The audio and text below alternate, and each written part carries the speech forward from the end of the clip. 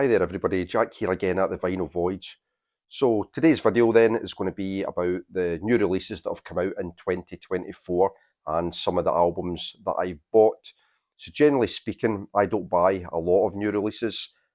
Most of the time I'm kind of looking to the past. I buy a lot of stuff from the 60s, a lot of albums from the 70s. This year I bought loads of 80s and 90s indie, so it's not often that I buy a lot of new albums, though I do like to keep my ear to the ground in terms of new stuff that's coming out. So I have a subscription to Mojo, so I'm always reading the reviews of anything new and interesting that sounds good. If there's kind of things that I'm interested in, I don't normally blind buy either. I'll normally have a listen on Spotify, listen to a couple of tracks on YouTube, and kind of have more of an informed decision. I don't normally just buy things on a whim. So in terms of the kind of new stuff that I have bought this year, I usually buy like a bit of new music each year because I like to kind of stay current as well. So normally I'll buy from artists that I'm already familiar with, or if it's something new, I like to take a chance a couple of times each year, and I'll buy a few things on pre-order if there's things that I really, really like, or that I think that I'll really like, I'll buy on pre-order as well. So let's have a look then at what I've bought so far at this halfway point in 2024. First up then, released in January of this year, it is The Ratings, with I think this is their fourth album, or their third album. It's called Ballad of a Bystander. This came out in January, right at the start of the year. Now, out of all the albums I'm going to show, this is probably the one that I like the least. So I'll kind of show the albums in kind of ranked order, roughly ranked order. But this would be the one that I like the least. It's probably the only one that I don't actually like. I got this as part of a job lot right at the start of the year, and I've given it a couple of listens, and I'm not overly much of a fan. If you don't know the Ratings, they're a band out of Rotherham, a UK indie band, and to me they kind of sound like the Arctic Monkeys. They sound like Arctic Monkeys if you bought them off of Wish.com. They're a bit of a poor imitation, I think. This is self-released, and yeah, it's just, for me, not overly much going on. So I will punt this one. It's not one that I'm bothered about keeping. As you can see, it's a signed copy, so I'm sure that there's some fanatical Ratings fan out there who would love to get their hands on a copy of this. So yeah, at some point I'll put this up on eBay and sell it, because I may give it one more listen, but Ratings Ballad of a Bystander, not really my thing. Next then, some more bog standard indie fare from the UK. This is The Vaccines with their sixth album, I believe. This is on 30 Tiger Records, and it is called, what's the name of the album again? Pick Up Full of Pink Carnations. Now, this one, like I said, more bog standard UK indie fare. I think it's got a lame title, Pick Up Full of Pink Carnations. It's got a lame cover. It doesn't try and reinvent the wheel, but I still kind of like this album. I've always liked The Vaccines. I really liked their first album, and they don't do anything different here. It's upbeat, catchy indie songs, nice hooks throughout, nice choruses, and like I said, it doesn't do anything experimental or anything out of the ordinary, but I don't know, I kind of like it. To put it on just for something cool to play in the background, it's fine. I think the vinyl's really cool. I like that pink vinyl. And yeah, a decent listen, and one that will probably remain in the collection. So the closest thing that I've had to a blind buy so far this year is this album called Stung by the band Pond. This is their 10th album. So if you're not familiar with Pond, they're an Australian psych band from Western Australia, from Perth. And yeah, I really liked Pond's earlier stuff. I loved the album Hobo Rocket. They're kind of, they move in the same circles as Tame Impala. Kevin Parker, I think that's his name, the main guy from Tame Impala. He plays drums periodically, or has played drums periodically with Pond. Members of both bands they've toured together, they've played in each other's bands, they're quite closely linked. So this is a double album, Stung. and like I said, I think I'd heard one track from it. There's the band there, but it was more or less a blind buy. It was critically acclaimed, and all the music press gave it really good reviews. So I was really excited about getting this one.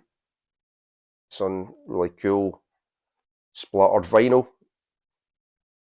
and I've only listened to it I think about once so far.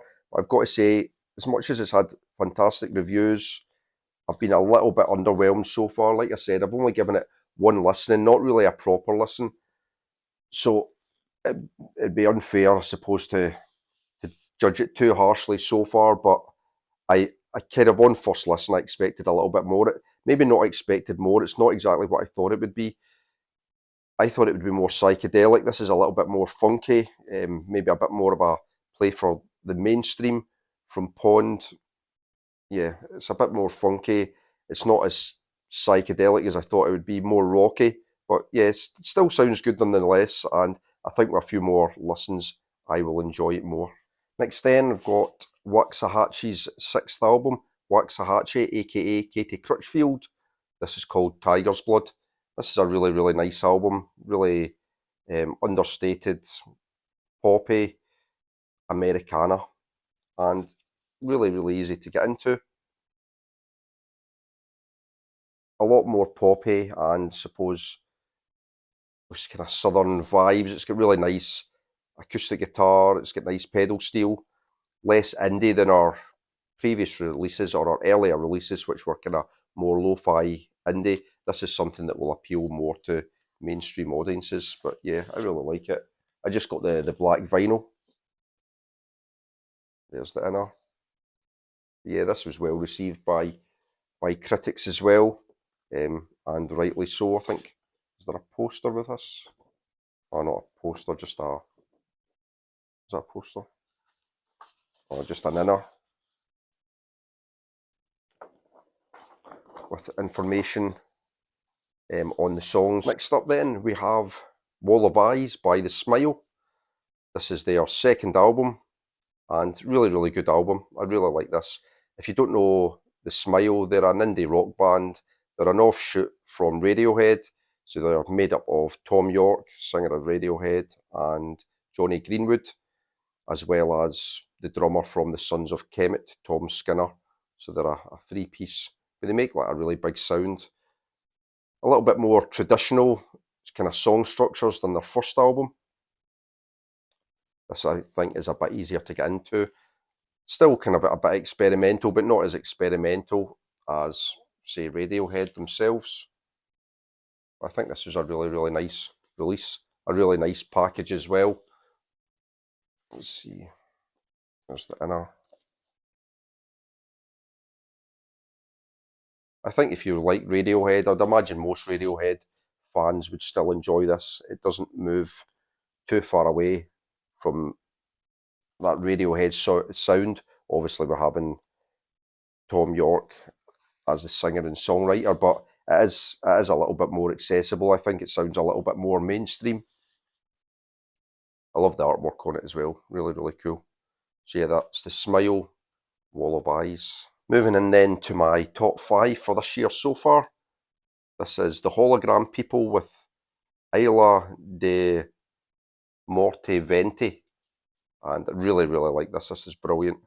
So this is, if you know the Hologram People, they're a duo that put out fictional soundtracks, generally to like kind of exploitation type films, old horror, imaginary horror films, imaginary exploitation films. So this is a imaginary soundtrack to a long lost 70s Italian horror movie.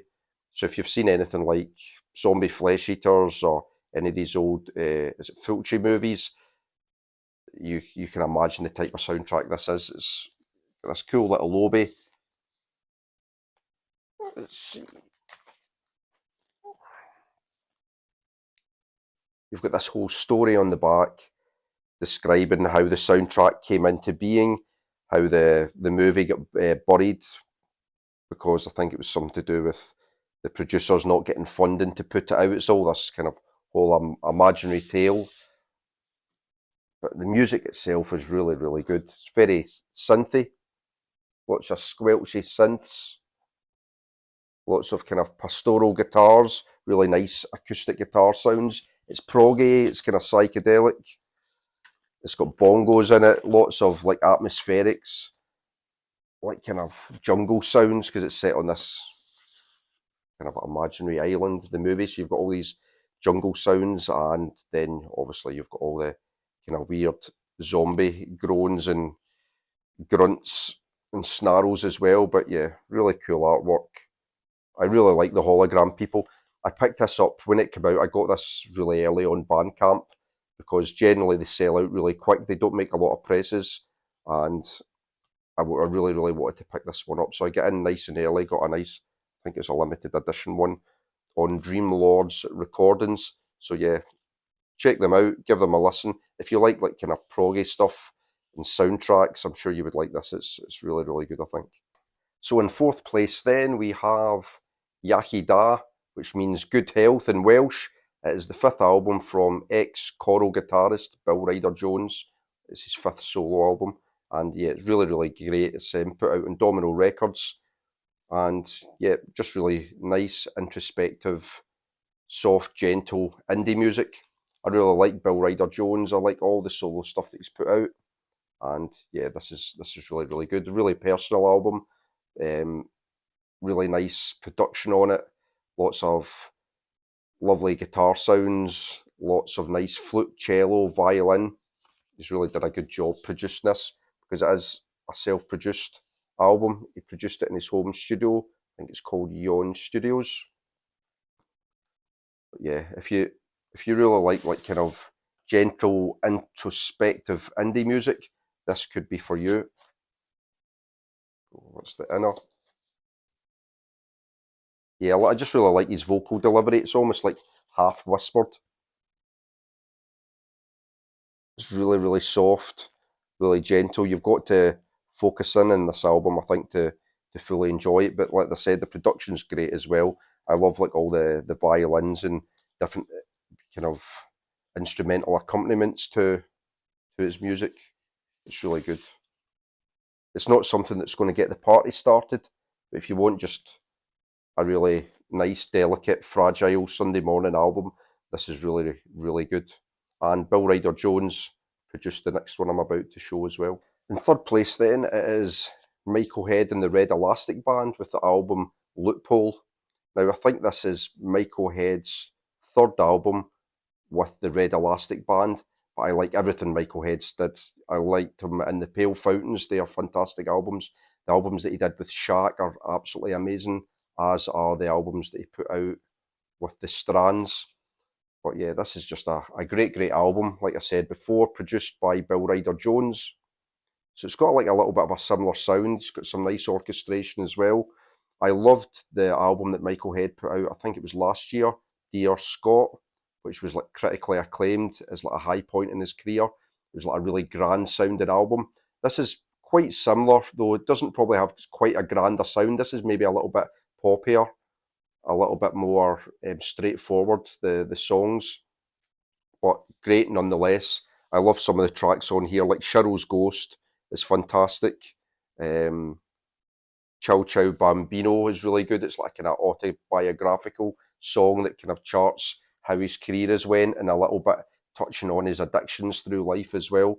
But Michael Head's just put out his autobiography, which I would really like to read as well. I think it'd be really, really interesting. Like I said, he did suffer from addiction for a number of years with alcohol and drugs. Another one on kind of powder blue vinyl. But yeah, like I said, I like everything that Michael Head's put out. He's a big, big fan of Love, really influenced by Arthur Lee, especially Forever Changes. So I think his songwriting's got that kind of classic approach to songwriting, really nice acoustic guitars, nice accompaniment. I like his lyrics as well, kind of bittersweet kind of lyrics, but yeah, fantastic. Really, really good album, Loophole by Michael Head and the Red Elastic Band. So to the top two then, I'm not sure if I'm showing these in the correct order just now. I've not decided yet. I'll tell at the end of the year, but I'll go with this just now. So next then in second place is Liam Gallagher and John Squire with their collaborative supposed debut. Now, when I first spoke about this album, I really liked it. I thought it was a good album. However, the more I've listened to it, the more I've liked it. I'm a massive, massive John Squire fan. I love the Stone Roses, probably my favourite band along with Love. So I really like this. All the songs are written by John Squire. His guitar's right to the front. So yeah, really, really good. I still hate that artwork though. It looks really, really tacky, and yeah, still don't like that. But hey ho, what can you do? The songs on here are great, typical Squire, and I think Liam Gallagher does a good job of singing them as well. Some of the standouts for me, Mars to Liverpool, absolutely brilliant. That was the second single. It's very glammy, a kind of glammy stomper. I'm a Wheel is really cool as well. That's a kind of indie blues number. It's not often you get a mixture of blues and indie, but it works really well. And I think that's probably one of the ones that most surprised me with Liam Gallagher's voice. Just Another Rainbow was the first single. It's probably the weakest song on the album for me. It's just too derivative of the Beatles, which I'm not overly keen on. There's that split vinyl, which is quite cool as well. Some of the other really nice songs on there as well. Let's see, what else do we have? Make It Up As You Go Along is really good. I'm So Bored was one of the other songs that didn't grab me as much, but I've kind of started to enjoy that one more. And Mother Nature's song's really nice as well. But yeah, just as a whole, it's a really catchy album. Again, an album that doesn't try and reinvent the wheel. It's just a straightforward guitar album. But like I said, I'm a big John Squire fan. I love his guitar playing. I like his songwriting. And yeah, it's really, really catchy and easy to get into. So that would be my second favourite of the year so far, Liam Gallagher and John Squire. So then at the midway point of 2024, my favourite album of the year so far is Only God Was Above Us. This is the fifth album by Vampire Weekend, released again on Columbia Records. So this is the alternative cover. I think this is the Rough Trade cover.